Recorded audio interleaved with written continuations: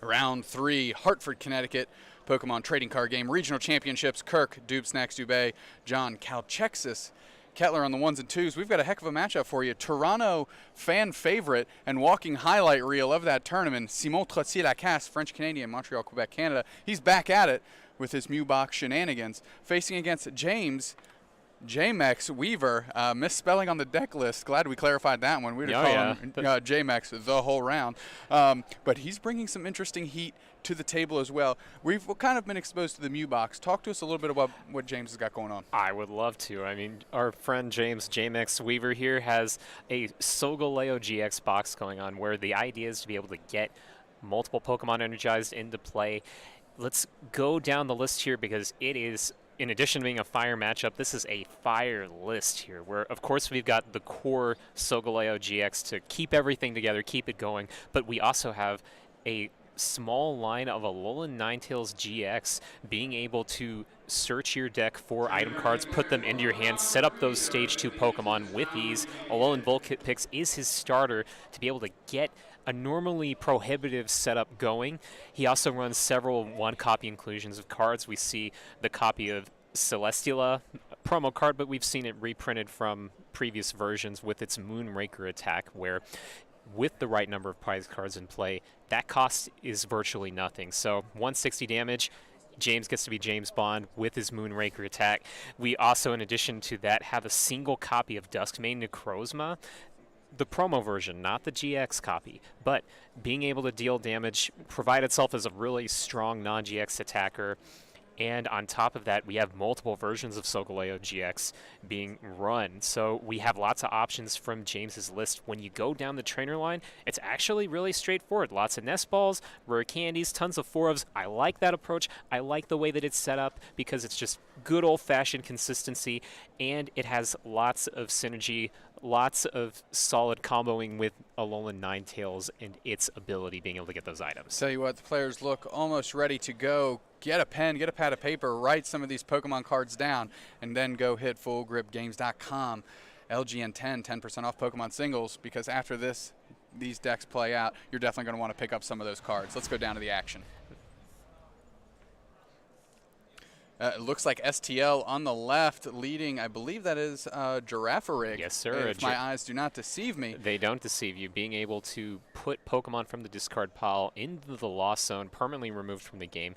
Not as big of a deal, though, for James with all of his 4-ofs, so he isn't overly reliant on any one particular card. STL off out of the starting blocks in the right way. Order pad hits ahead. Is going to be able to find an item card from his deck, put into his hand, and in the land of expanded with Ace Specs, you got to think that that's definitely a high inclusion here if he wants to go that route, because he is playing computer search.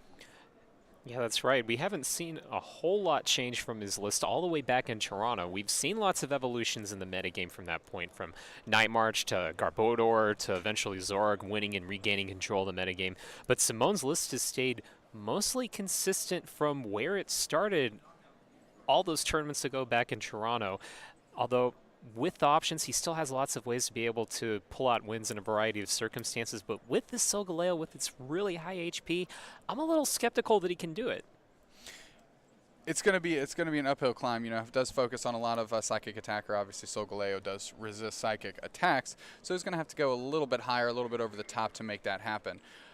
However, Order pad grabbing just a humble Nest Ball. Nest Ball going to grab Mew FCO, kind of the namesake of the deck. It's going to pick up a Prism Energy and just a Sycamore here, discarding that White Kyurem, a Guzma, and a few other irrelevant items for him. That's right.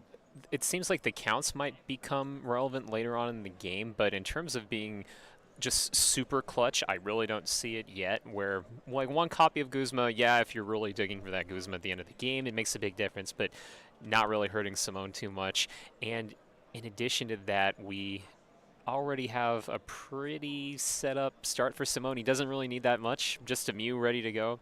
And once the Solgaleo gets into play, almost right on cue, I bet Simone would be able to get that V beat down Victini with its damage being able to deal 20 times the number of basic Pokemon that you have in play. We didn't see that as relevant for Simone the first tournament that he played in this format, but it could be huge here in a matchup that is Fire weak. Yeah, town map for STL before he passes on. Now he'll be able to grab the prizes as he wishes. We're over to James' side of the board. Mysterious Treasure pitching a Delmise, I believe, and then grabbing a Cosmog. That's right. Putting a copy of Cosmog on the bench. And James eyeing up an Ultra Ball. Guzma and Metal Energy going to be fed to the power of the Ultra Ball. James Weaver going to see if he can find himself something relevant. Looks like a real quick Tapu Lele pulled to the front. Wonder Tag going to be the ability. Lily going to be the card. Of course, draw cards until you have 6 cards in your hand, unless it's the first turn of the game, in which case you'll draw up to 8. And of course, it is James's first turn of the game. That's right, and I really like the aggressive approach that James is taking here with his setup. He already has 2 Cosmogs in play. That's the basic run-of-the-mill play he has to make, where he needs a couple of potential future Stage 2 Pokemon in play. And so as long as he finds himself in a Alolan Vulpix or an out to Alolan Vulpix, then he can have a very much nearly guaranteed Stage 2 Pokemon in play just by the second turn of the game. DCE going to go to the Cosmog that came down after that Mysterious Treasure. A big Lily for 7. And just a pass from James, likes the contents of his hand and puts the action on Simon to match some intensity here and develop his board state. Absolutely, and we've got multiple Mews coming down, maybe. And here's the interesting thing here, where that first Mew can go on the aggressive in the near future, where it can attack, it can deal damage, score a knockout.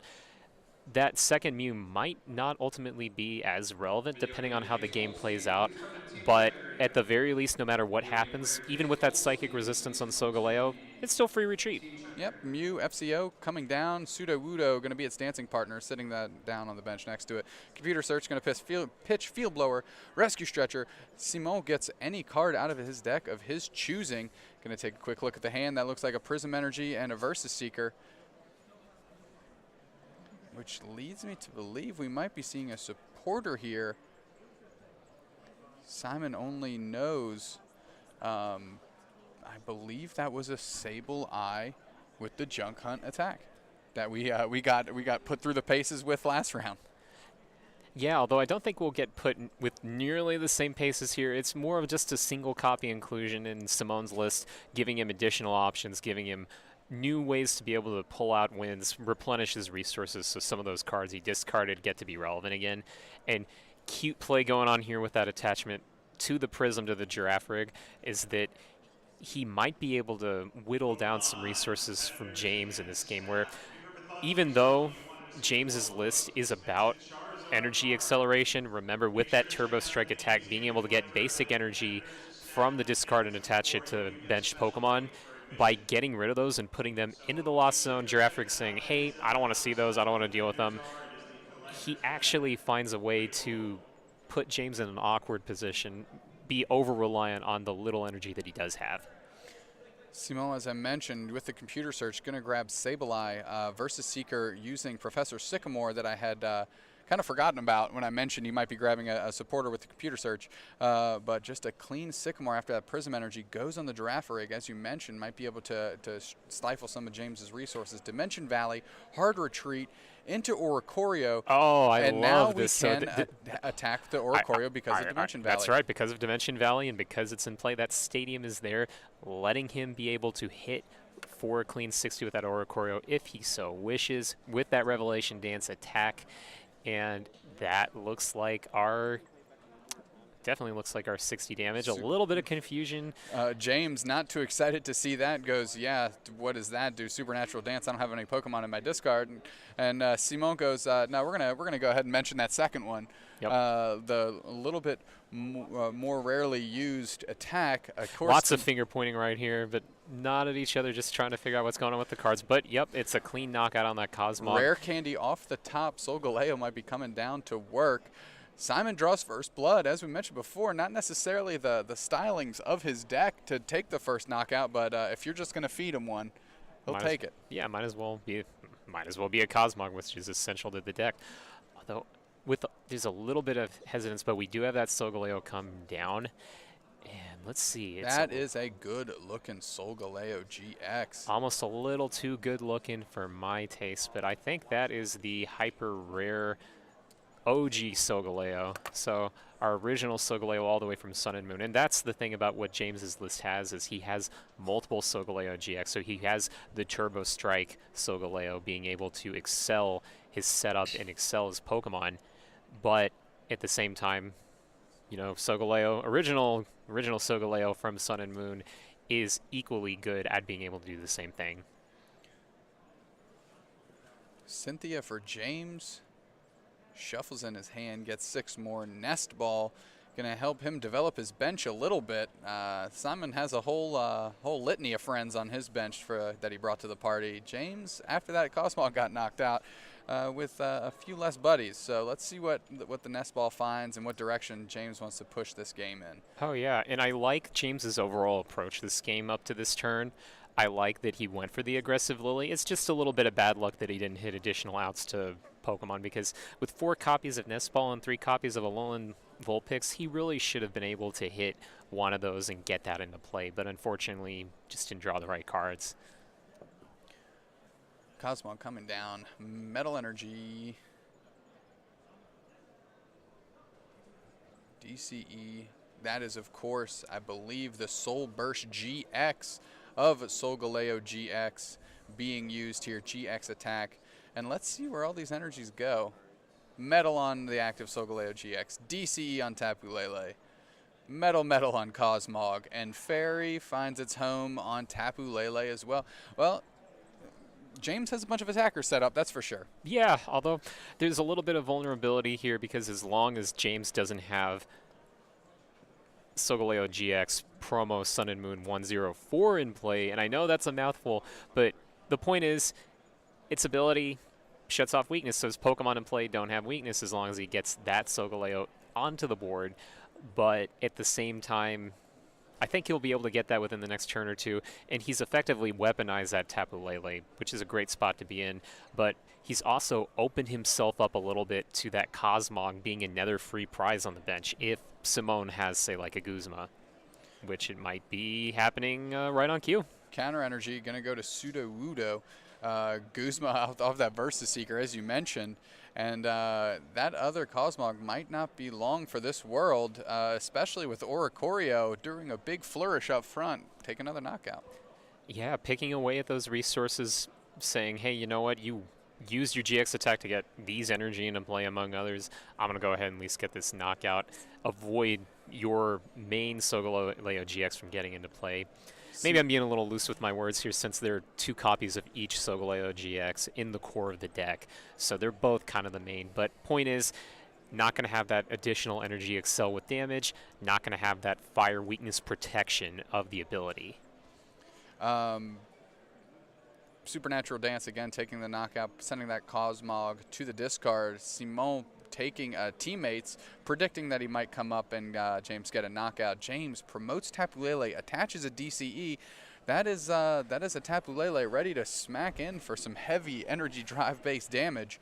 And Simone has that Watch and Learn Sudowoodo on the back burner. As a possible attacker, we'll need to get a Prism Energy on it if he wants to swing with it next turn. But that's well within how Simon has set himself up. Vulpix going to hit the bench. Nest Ball coming down.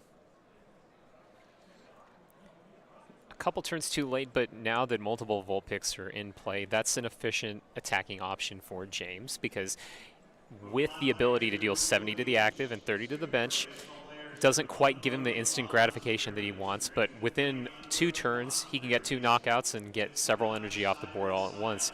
And in a way, it helps that James is behind on prizes, because like you mentioned earlier, those counter energies aren't going to explode. Did Simone make the right plays? Yeah, I'd say that he did, but he traded off by making those plays at the expense of being able to exploit come-from-behind situations with counter energy. Absolutely. Energy Drive announced by Weaver. Oricorio did a lot of work today, finding itself in the discard. Mew FCO with that Prism Energy is in the active. buttons on Simon to see where he wants to take this game now. Again, those counter cards that are so crucial to this counter box energy or counter box deck, not quite active yet. Teammates, as we thought, because he grabbed it out of the prizes, coming down 2 cards of Simon's choosing, gonna go to the hand. That's right, and now it just comes down to the best way to set up this damaging attack. Because James has already used his GX attack this game, there aren't nearly as many healing options for him, because Prominence GX, yet another GX attack option on the other Solgaleo GX, would let him heal up his damage. No longer an option anymore. So the trade-off for getting that energy into play is that Simone now has an opportunity to pull this game out, not with OHKOs, that's a little too hard to do, but 2 hits against medium-sized Pokemon like the Lele, or even large-sized Pokemon like the Solgaleos. Not quite sure which 2 cards Simon chose. Those went right to the hand. Now, got to think, Dimension Valley and Mew with a Prism Energy does mean that it can attack. Oh, and we've got 2 energy loaded up, so just about... And and we've got 3. band. Oh, let's see. We've got 5 energy on that Lele, right?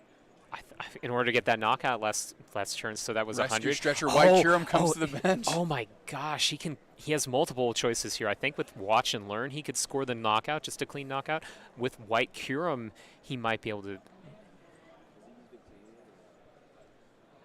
Let's just take a look here to see the best approach here. So this is in a very uncharacteristic start. Simone is actually up to a fantastic early game lead. So White Curum on the bench, Mew FCO copying Freezing Flames attack, 80 plus 80. If it has a Fire Energy attack, Prism Energy represents that. Dimension Valley reducing the cost by 1, able to hit. We weren't kidding when we said the matchup was fire. It's literally fire, and because he's got Fire Energy, he's dealing overkill on that Lele. Tapu Lele goes down. Simon finds himself ahead by so many prizes. This isn't what we're used to seeing out of STL at all. James now on the button has a fully powered up Solgaleo, but that 230 is a bit much for to hit a Pokemon that only has 50 HP. Yeah, and on top of that, he's going to be discarding all of it if he does go that option. But, you know, at least James is going to get a little bit of a setup here because he's already got that Solgaleo GX, and I'm kind of interested. So he's going directly for the Solgaleo. I was curious to see if he was going to go for a Mysterious Guidance on Alolan Ninetales GX, but instead just getting that cheap, efficient attacker, and in my opinion, probably the best way to manage the whole variety of offensive options on Simone's board. Because just for 2 energy, it's dealing 120, and that clears up basically everything on Simone's side of the game. Absolutely, and with, as you mentioned, it does carry that ability that gets rid of weakness on your side of the board, which obviously, as you mentioned, Victini, Fire Pokemon, won't be able to take advantage of that weakness with that V beatdown attack. So an N is a great card for James to have put down. Simone does not have his Instructive Rangaroo down, so whatever 2 cards he gets is the 2 cards he's stuck with. And you know what? There's a major trade-off by going so aggressively here as Simone's done, because in exchange for that decision, he's now tied himself up to all of these Prism energy, where he only runs 9 energy total. He runs, in addition to the counters, he runs 4 copies of Prism and 1 of Fighting. And so because he is so far ahead, those counters have no hope of being relevant for colored energy purposes until the end of the game. Mount Coronet coming down, bouncing the Dimension Valley. James will be able to... Ooh, and we see that 1 copy of Counter Gain coming into play for James. So for just a single energy, he's going to be able to deal 120 damage and accelerate his side of the board. That's an easy knockout for Mr. Weaver. And we see a little bit of spice here with those 2 Fairy Energy in James's list. Looks like it's... Yep, there we go. It was it felt like he was flirting with it going on to the Lele for a bit, but ends up on the Ninetales. So Snowy Wind dealing that clean spread damage, and it even gives him an option to be able to avoid ever triggering counter energy in the first place. Mew FCO, an easy promotion from Simone. It does have that free retreat, an order pad. Order pad heads. That's 2 for 2 for STL, Toronto Hero. Going to take a look at the deck, grab an item of his choosing, and put it directly into his hand, John. That's for sure, and I think it's a tough decision to say exactly what would be the ideal item to get. In my opinion, probably the best one would be not necessarily for the instant turn, because he is so reliant on come from behind items. Maybe a VS Seeker if you want some instant gratification this turn, but above all, it seems like a lot of the counter gains aren't going to be really relevant. The counter catches aren't going to be relevant until the tail end, but in a strange turn of events, James is actually in quite a bit of control despite having fallen behind by 4 prizes at the outset. STL going to do what he can to provide some sense of counterattack here. No pun intended to the counter cards, but be able to hit into the Solgaleo in a meaningful fashion and stay on par with what James has going on in that beefy, bulky Solgaleo GX. Oh yeah, and make no mistake about it. There's still plenty of options for Simone to get the win here. It's just it would look more like an inches way to victory type situation if he is so far ahead, gets so reliant on these come from behind cards, because he may want to go ahead and get a couple cheap hits against, say, one Solgaleo or even a Lele or something like that to be able to close out the game. But it's easier said than done at this point. Instead, he's just opting to drop some counter energy and hope the right combination of cards comes his way. Depending on the resources that Simon has left, I can't imagine that his target to close out this game in the most efficient fashion isn't that Tapu Lele that James has on the bench there. That is easily the cleanest knockout for Simon to reach with his style of deck, and especially now that the Solgaleo came through with its ability to remove all weakness. Simon doesn't have that easy route available to him as it stands. Yeah, so no Victini popping up as a surprise and knocking out a fire weak Pokemon at this point, because he's got the right Solgaleo GX in play now with its Shining Mane ability.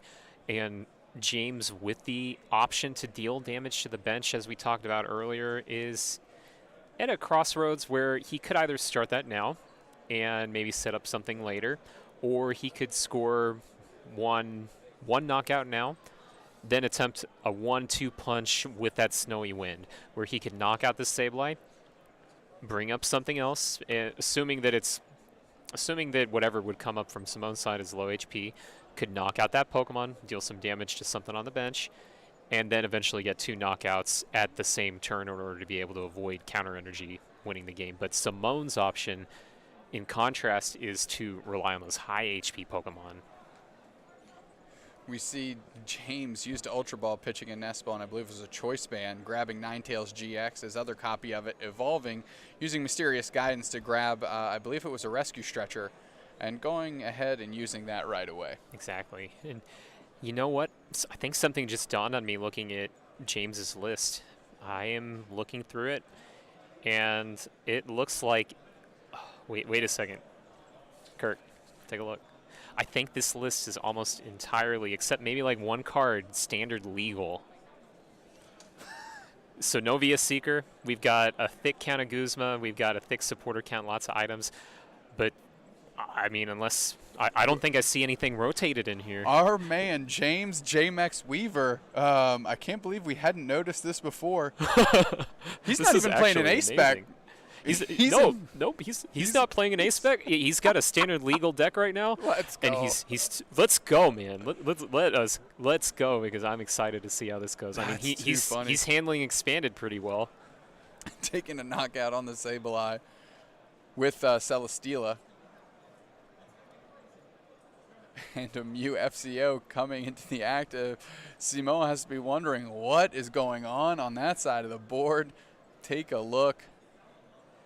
Yeah, and we've got that Celesteela coming down and dealing a solid amount of damage. That Moonraker attack becoming very relevant, but at the same time, our options here from Simone, it's tough to say how he's going to approach this, because that's a lot of HP. It's not exactly like he can get a knockout, but I don't think he's banking on that anyways. He's just hoping that eventually he can get a counter energy activation and then win that way. And again, as we mentioned, Tapu Lele GX on the bench is the easiest route to taking those last 2 prizes. And what's good for STL is he plays no GX Pokemon, so he's never going to be giving up. He's always going to go down. As long as he doesn't take another knockout, he's going to be down on prizes at some point in time.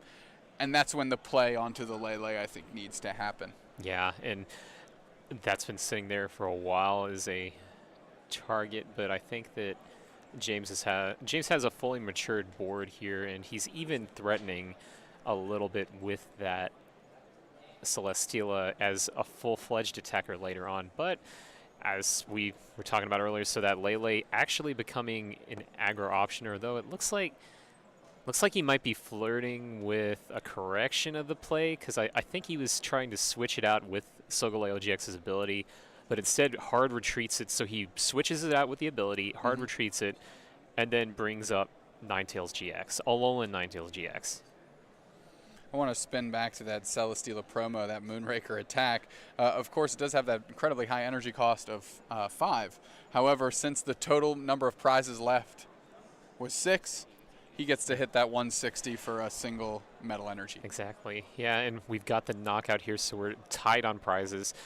Interesting decision to put the damage on White Kyurem. I'm curious to see maybe if there was a different way, and maybe James has run out of all of his Guzma. Yeah, if James had Guzma available, you'd think that 30 would have gone on the Mew, and then you can do a Guzma double knockout play on some of the softer one prizers that Simon has on his side of the board, Girafarig, Sudowoodo. Yeah, and one thing that I like about the decision to go with Snowy Wind, in addition to what we were talking about earlier with the ability to set up something for a bench knockout, didn't happen here, but still a good choice, is it's not dealing that much damage, so it limits the amount of choices that Simone has as a response knockout, even if his counter energy is activated. So let's say Watch and Learn gets activated. That's dealing, if it copies Snowy Wind, not a knockout. I mean, it's something, but it's not exactly winning the game. So it feels like White Kyurem is going to be our key. And so James is going to have to respect that a lot, even if he has to do some awkward, kind of weird roundabout plays to close it out. So if he is sitting on a Guzma, but he just needs to draw into it, he might not even want to knock something out. He might want to create a board scenario where he has the game sitting in his hand at some point, but he never activates a counter energy. Unfortunately, I think as long as Simone is just sitting on that Mew, then it might cost him 2 Guzma to be able to pull that off. So Simon obviously doesn't know this. We do, because we're working with perfect knowledge. James plays 1 copy of N, no Versus Seeker. So Simon, unlike in Toronto, where he was getting disrupted this late stage in the game over and over and over again, Versus Seeker N, Versus Seeker N, that's not going to be the case here. So whatever Simon just got off that teammates is good to go. And we see Choice Band in there. Bench Barrier Mr. Mime, going to bring some value as well. So it looks like we have the Choice Band on the Mew, and we're probably going to see a intra counter energy, an order pad. Oh man! So I mean, next turn, you know, STL just is crossing his fingers, hoping that James just smacks into something. So unlocking all the counter potential of Simon's deck, and then he's a Versus Seeker away from taking a W.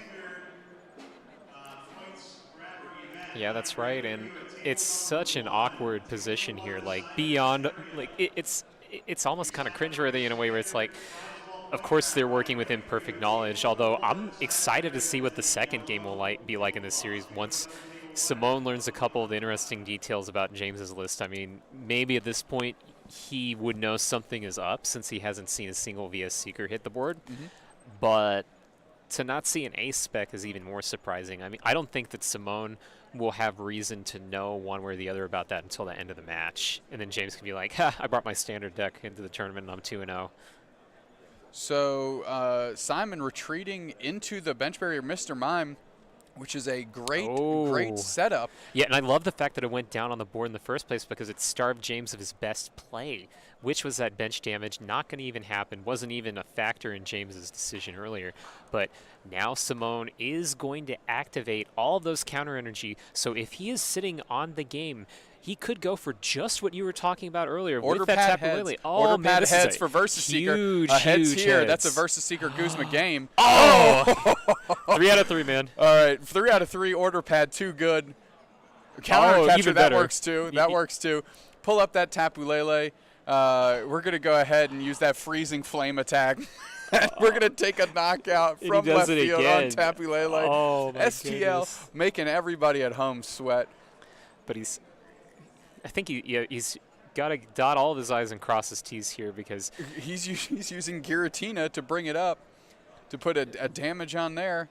and there we go. That's the final piece there. He didn't have Dimension Valley, but with that counter gain, everything just explodes. Like it just falls on the board all at once. Simone was sitting on that the whole time. He was like, okay, you know what? Knock me out. Do something. Do something. There it is. And Too it's just easy. Too easy for the kid. I'll tell you what. He has such a knack of taking something that just always seems just out of his grasp, and on that last turn going, boom, boom, boom, boom, boom, boom, boom. had it all.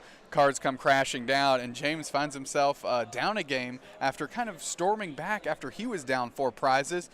And STL's like, Yeah. I'm going to snatch this right back from you, and we're going to game 2. Yeah, and I mean, I don't know how much James might have been aware of just all these weird things going on in Simone's list, but it seems like there could have been a little bit more patience on James's side of the board where he needed certain things to be set up in the right way. And of course, with all those counter energy on the board, even if you have imperfect knowledge, you see those and you smell something's kind of funny there where you're like, okay, so he's got all these come from behind cards. Maybe I don't want to go up in prices. Right, exactly. But I mean, you can't help it at that point, especially when Simone had just such a perfect setup on his board where James couldn't even do anything where he could draw 2 prizes at once. Both players just chucking wrenches into the opposing players' hands and strategy. On STL side, putting down that bench barrier Mr. Mime, and on James' side, putting down the Solgaleo and something main, Bright Main maybe? Yeah, Shining Main. Shining Main, thank you, to prevent weakness. So all of a sudden, STL's easy knockouts through Victini just dissipated and disappeared, and James able to take that double knockout to avoid what you're talking about and activating that counter gain turn and counter energy turn just also dissipated and changing the dichotomy of how they have to approach those final turns. Our players are shuffled up. Let's jump back to the action. Why stay in the booth with us? Let's go back down. Let's stay here because we got a mulligan. James Weaver. James J-Mex Weaver. That's hilarious. We went out and said, hey, J-Mex, is it Jamex? And Is it Jamex? Jamex? And he's like, yeah, no, that's a typo, buddy. That's it's supposed to be James. I'm like, all right, well scouted, well noted. And then let me check the keyboard, check our QWERTY. Oh, checks out. Yeah. Excess. Seems So we reasonable. are out of our mulligans and we are back into the action right now. I don't know what kind of corrections that James can pull here versus last time. I mean, maybe one of the obvious ones isn't involved with tactics or strategy, which is just getting a little bit more set up. Of course, being able to go first makes a big difference. But unfortunately for James, because Simone relies entirely on non-EX, non-GX attackers, he's only giving up 1 prize per Pokemon, making this game inherently a little bit grindier. So even if James has a wonderful setup, is going strong, at the same time, it's naturally going to flow a little bit slower than one of these games where, say, we have Pika Raw Mirror, where it would explode in about 10 minutes. James going to be on the button. Tapu Lele in the active, not the card you want to see there. However, Mysterious Treasure going to throw away Solgaleo GX Shining Mane. And James gets his choice of Pokemon, Psychic or Dragon type out of his deck. I can't imagine it's going to be a Dragon type, so I'm going to lean towards Psychic. Yep. I don't have to be Psychic to figure that one out. Psychic Pokemon, Psychic Cosmog, however you may be. But at the same time, we got that copy of Cosmog hitting the board, and we might see a repeat of the last game in terms of overall setup style, where we could see that aggressive approach. Remember, James's deck is effectively a standard deck, just brought in the expanded format. So because of that, he isn't running Bridget, but he can have a very strong early first turn with Lily for effectively a million. So it looks like we have just one or two cards total in James's hand. So with Lily, that's going to be a clean 6 if he doesn't play anything else. Yeah, 6 or 7, always a phenomenal turn 1 supporter. With these decks that rely on having a lot of setup Pokemon, you know, you either want to go Lily for a large number or Bridget to get the engine rolling. James elected today to go to lean on Lily. And another Cosmog coming down, being rewarded for that choice, and tons of resources moving and we've forward. got the Alolan Vulpix this time. That's going to make a much bigger difference as opposed to last time, because I feel like if James had that Vulpix, had that Ninetales with its mysterious guidance ready to come out, ready in the wings to do something and to be an attacker, he might have avoided the situation which befell him anyways, where he fell behind tons and tons of prizes, and he wouldn't have had to play catch-up and force Simone to actually do something a little more relevant. After filling up the bench, Weaver passes it right on over to Simone. Prism Energy going to come down on Mew. Choice Band as well, so might have the option to do a little bit of damage here, and just a heavy Sycamore teammates Prism Energy, 2 teammates Prism Energy, and hidden card there, a 4th one back, can't quite tell. I think that's a special charge, and if it is, that's pretty crucial because he only runs that single copy of special charge. Granted, he has Sableye to be able to junk hunt it in case he really needs it, but that's not the type of turn that you want to spend attacking with. A lot of very relevant cards for Simone in the prizes. Sableye, as you just mentioned, Counter Gain, Dimension Valley, Guzma only plays 1 copy of Guzma, so won't be able to aggressively tackle those Cosmogs as he did last time with Oricorio. And of course on the bench we see Flippity Flap Rally Back Shaman, and White Kyurem here to rub elbows with that Shaman finds its way on the bench as well. Yes, sir, and I'm curious to see if Simone has a copy at all of Dimension Valley. I mean, of course, one is prized to be able to, if he has the other copy of Dimension Valley, to be able to attack with White Kyurem.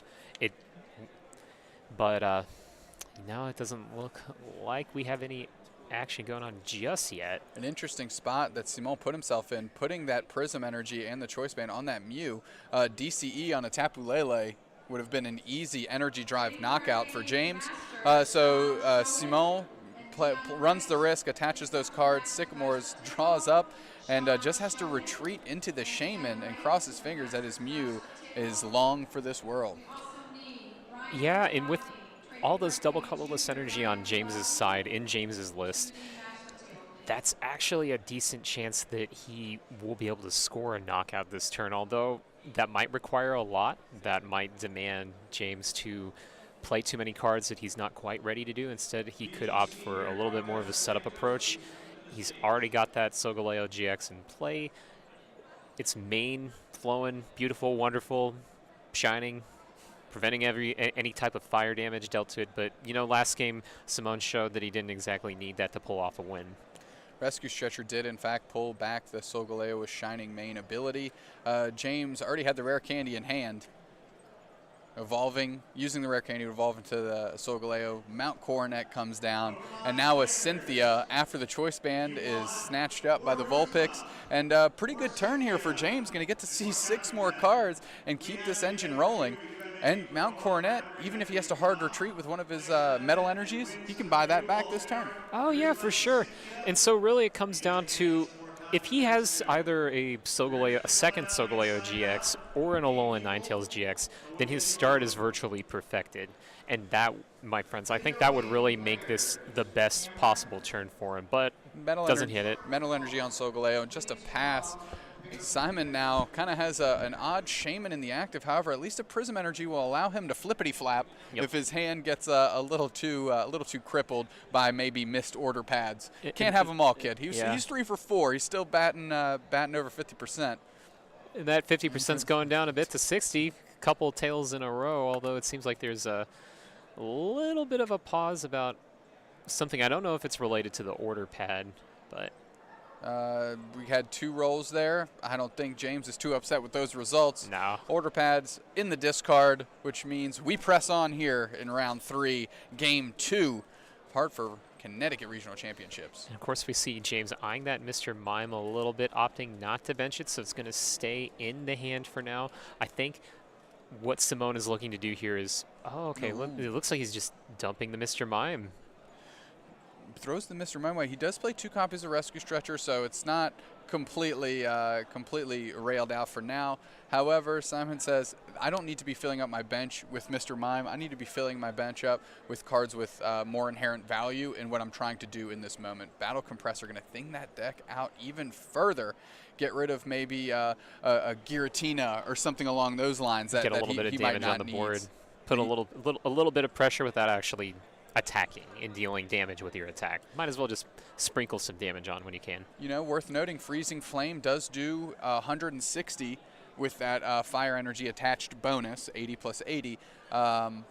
Giratina spreading around a little 10 damage love. That sets a Tapu Lele up just right to get knocked out. Absolutely, and you don't need to depend on Choice Band or any particular damage adding modifier like Muscle Band, anything like that. And on the off chance, it could potentially put something else into range later on in the game with the right combination of attacks. Because, I mean, let's face it, Simone has just tons of options. And aside from that, he has the ability to sprinkle damage on with his attacks on top of that Giratina. I see Giratina, Girafarig with Get Lost, and Mystery Card, which is promptly covered up by Nest Ball, which Simon will use to pull another Pokemon onto his bench. Mew FCO is the order of the day here for Simon. We see that play a lot. Always wants to get those that Pokemon going with Memories of Dawn, ability to copy attacks, and again, great pivot Pokemon with that free retreat. That's right, being able to supply yourself with multiple options, not just for Mew itself, but for your other Pokemon as their own hard attackers. But you know what? Just aside from that, let's take a look at it from a 20,000-foot view, where we have multiple Pokemon in play. We had a reasonably grindy game one. Not out of the question for James to pull out a win here, especially with 11 minutes and the +3 turns. That's enough time to be able to potentially squeak out a win. But I don't think Simone needs to rush himself too much here in his approach. I mean, granted, he could make plays to advance the board state, but he doesn't need to do it in an overly aggressive way, just a way that lets him win the match.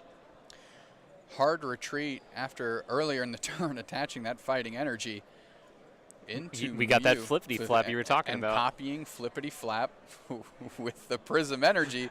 Flippity flap, don't want those cards back, draw 6, buddy. That cost a lot to pull off, by the way, because of course Simone would have loved maybe to go ahead and use flippity flap on Shaman itself, but when all you have is that single copy of fighting that you've drawn into and you really need a new hand, your current hand is dead, then you just got to go ahead and bite the bullet, discard it, lose 1, maybe even 2 energy, but get yourself a fresh hand of 6 and better odds of those counter energy.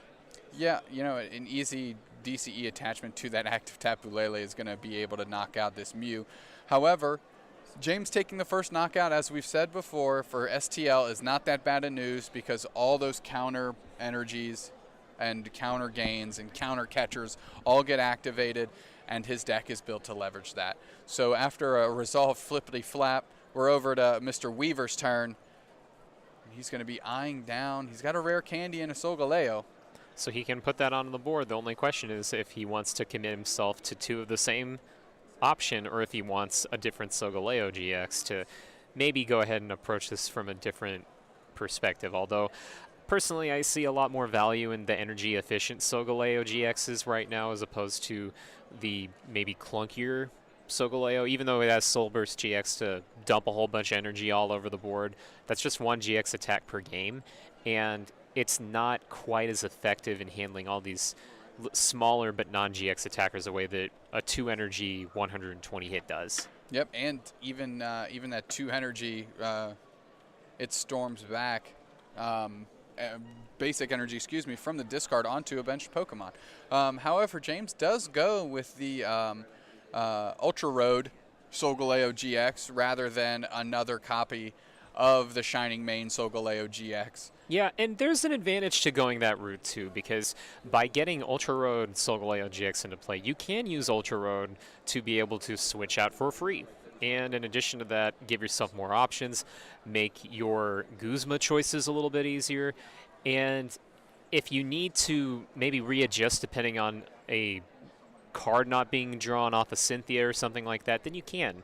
So you can be a little bit greedier but not be as punished for it.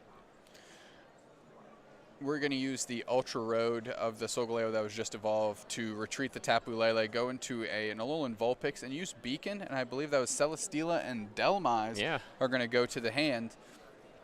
Maybe James feeling a little bit of weakness in what Simon has going on, thinking this Mew isn't putting on too much pressure right now, especially because there's no counter options available, and STL just biding his time. Yeah, and that's the thing, is that if James wants to be able to pull off this win in time, he's going to need to score knockouts, and he's going to need to score them quickly. But of course he realizes that he inherently runs straight into all the counter effects. So what he wants to do is he wants to set his board up in such a way that he's able to do that but not get punished for it. Unfortunately for James, he has effectively 4, maybe even 6 free prize cards on when we go ahead and take a look at those 2 Lele, when we take a look at that Alolan Vulpix grown up to be an Alolan Ninetales at a later point. I think that what James might want to do is just really go ham, really rely on Turbo Strike, and really rely on Solgaleo GX promo. I couldn't agree more, John. Turbo Strike would have been a great transition, easily powered up, and it's going to take Simon a lot to take those knockouts. However, James elected to Cynthia all of that away and ended up hitting the rare candy into the Ultra Road Solgaleo. And here we are. You know, Simone just had a strong Sycamore. Flippity flap again after playing both kinds of Oranguru, Instruct and Resource Management. Resource Management putting in a lot of work in that first round of the day for us today. And Simone, flippity flap, shuffle my hand in, draw 6. James, you're going to have to take out knockout sometime. I won the first game, is what Simone's saying.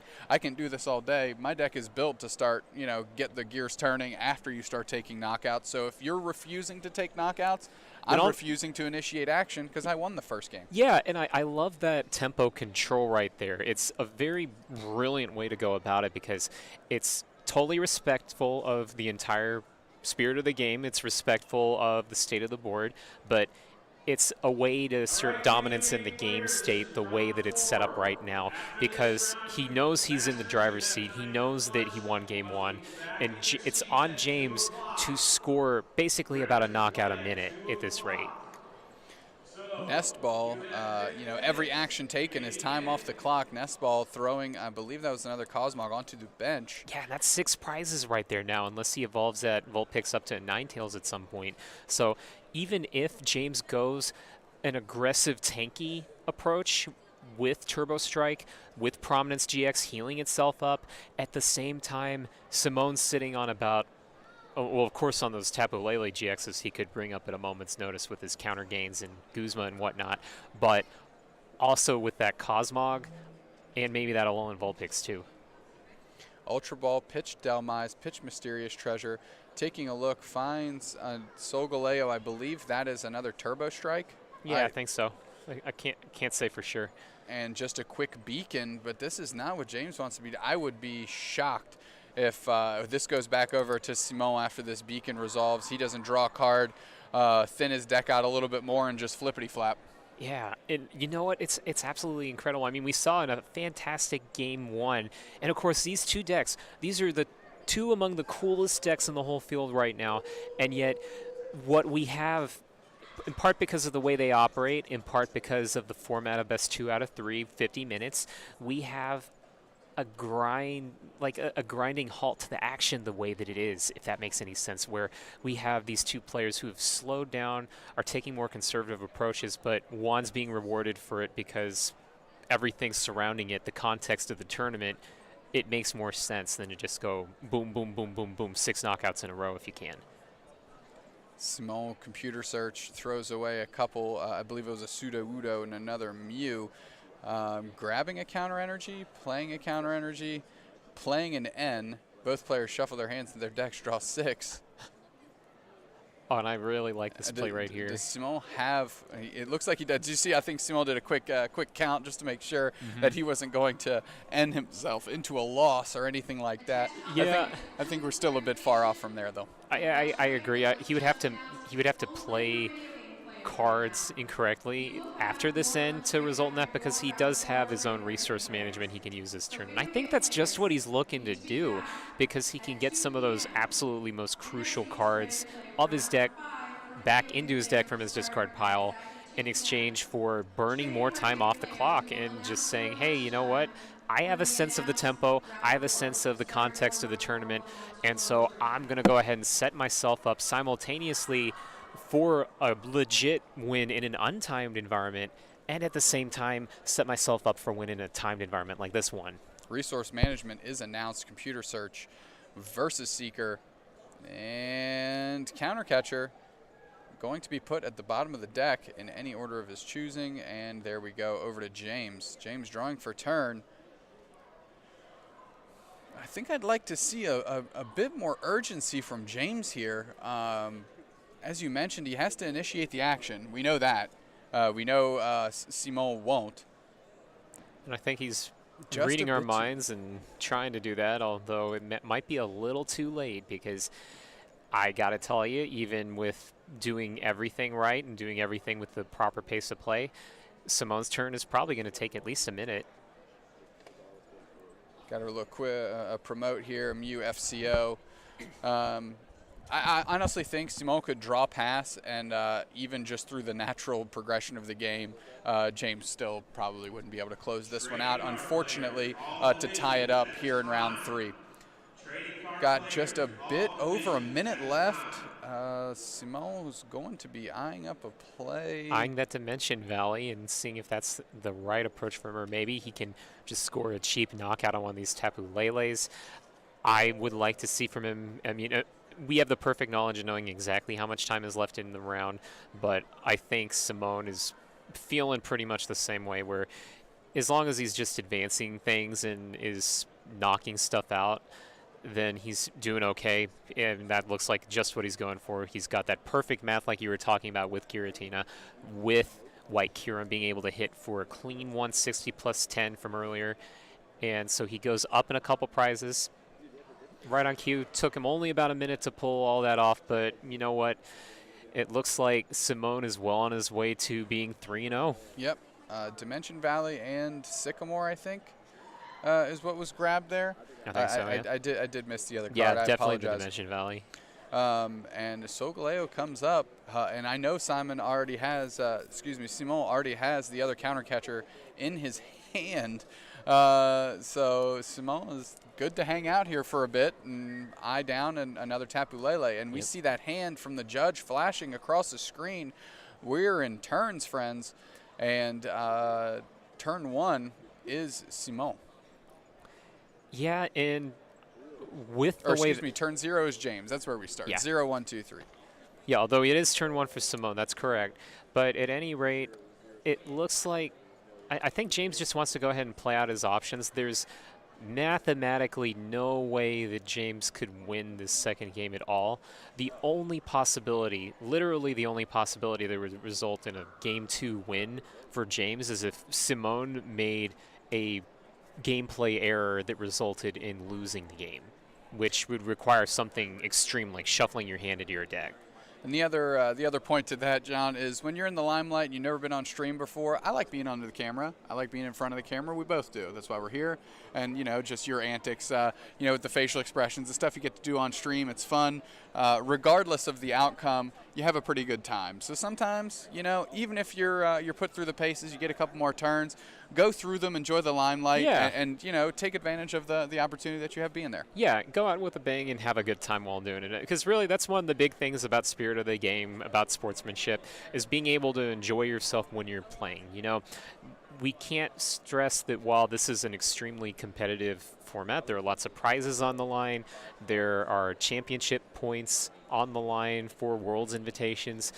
Remember, we're in the tail end of our season. Players are trying to get their last points to go to Worlds. At the same time, it's still fun. It's a game. Did James just take 6 off N? 1, 2, 3, 4, 5. Okay. Whew.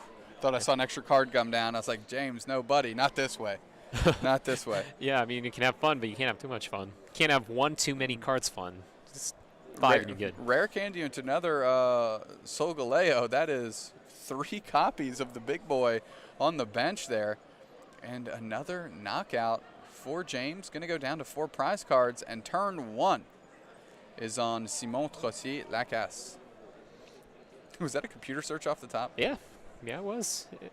And what I'm interested in is if James is just, not James, but if Simone is just wanting to, if he just passes. Retreating to Giratina. Here you go, James. Here's another knockout for you.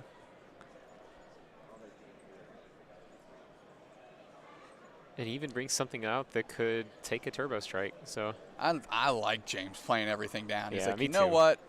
I'm not going to be able to win this game, but I'm taking a knockout every turn if I can. that's right. And Cynthia, quick shuffle, give me 6. and even if you can't get a knockout, do some fun stuff. Yeah. Because, I mean, I will be honest with you. I don't think we will ever see this again in a tournament setting. I don't think, the stars would have to align for another stream match to have these 2 decks against each other, especially with the oversaturation of archetypes like Zoroark and Pikarom and things like that. Both of these decks doing well here in the 2019 Hartford Regional Championship in the expanded format. A Mew deck and a Solgaleo deck. This matchup will probably never happen again on stream in my life. No, it will not. And Simon could have passed and ended this round, but he himself relishes the limelight here, elects to play his turnout, and let's see if he can jazz us up with another 2 prize knockout and finish his game ahead on prizes. I'm curious. I mean, we're probably going to get that counter catcher play, going to be a little cheeky there, but it would be cool if we had some sort of card combination that resulted in a knockout on the Solgaleo. Yeah. But he's going for that counter catcher. He's like, yeah, you know what, let's take out something and then go ahead and explode that way. So Counter catcher on the Tapu Lele. James goes, sure, I'll push it up, whatever. Rescue stretcher. What do we got going on here? And he's got Oranguru. Yep. And just freezing flame for knockout. James extends the hand. You know, you kind of like. You have to enjoy that energy that they brought at the end. You know, as we said, it was kind of, it was already written all down. 3 of those turns were cheeky. Yeah, like I mean, they were cheeky, but they were fun. They were fun, and that's exactly what the game's all about. Is you have a lot of neat card interactions going on. You have both players' decks actually working the way they're intended to. I felt like in Game 1, the real game, so to say, that we saw between the 2 players, James's deck didn't work quite the way that he wanted to in the very beginning, but for what it's up against and for the metagame the way that it is, he's off to an incredible start. Even with the loss in this stream match, he's still 2-1, has a very good chance of being able to make day 2 with a standard-only deck. Like, that is insane. I think that might that might be just as exciting as Simone's deck. Absolutely. James, when he made this selection, I doubt he had on his radar a Mew counterbox deck. Not at but all. you can see how those big Solgaleo GX can really beat down on those Zoroark GX decks because it has that energy recursion, because it can hit for 230, and it has plenty of ways to leverage the popularity of Zoroark GX in its own favor. And because it's so self-sufficient too, it switches on its own, it attaches energy on its own, and so it has a great combination of effects. Now, I think we might actually have a player interview coming up pretty soon, don't we? Yep. Calchexis Kettler is going to be on the 1s and 2s with Simon Trottier-Lacasse. I'm so impressed. The only for what it's worth on this list, the only expanded legal card is N. So, without any further ado, John will be right back with STL from Montreal, and we will send you off for round 4 here shortly after that. All right. See you soon.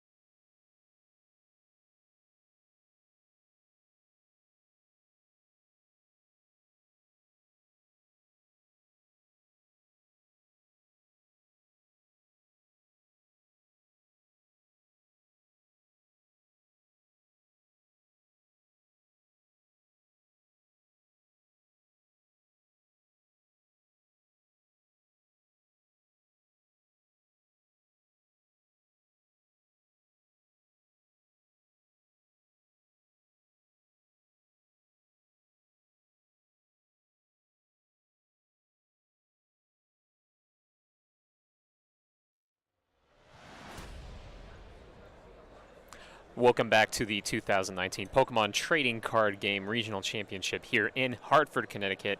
I'm John Keller, and I'm here with our Round 3 winner, Simone, with his Mew box deck again. So we've seen you on stream a couple times before with this deck. You were just telling me before we came on air that this is your first regional since Toronto. Yeah. What inspired you to go ahead and stick with what you played with and did so well with last tournament?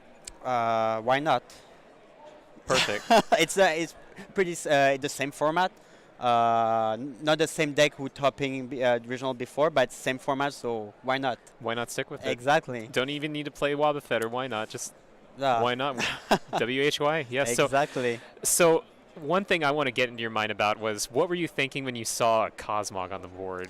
Out of all these decks, out of these hundreds of people, what were you thinking when you figured out that you were playing against the Solgaleo deck? When I see the Solgaleo, I was like, oh, okay, that's why I was in stream. So, so yeah, I figured out that he probably played the one that prevent weakness, and he will try to attack with the one who do 120. And my game plan was pretty much on White Kuriam, so I hoping that he bench a lot of Lele or bench other GX to have a knockout on there, because I cannot one-shot the one that do 120.